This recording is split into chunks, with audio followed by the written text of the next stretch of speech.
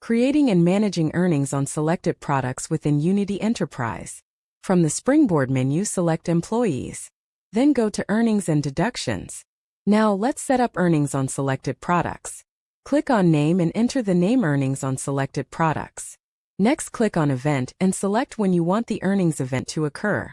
Now click on Pay In or Pay Out. Select Pay In if the employee is paying money. Select Pay Out if the employee is receiving money. We now click on Active to enable this earnings setting. If there's a cap on the earning, set it to the maximum amount. Click on Pay Reason and select Earnings on selected products. We are going to add an action next. Click on the plus icon to add an action.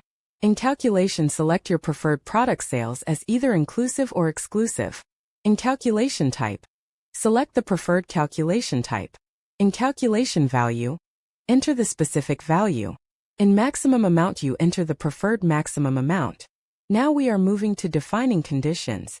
Conditions dictate when the earnings apply. This might include specific sales targets, service types, or employee designations. Now let's click on Description and enter a descriptive name. Click on Condition Type and select Products. Next, click on Department Group Selection and select POS Departments.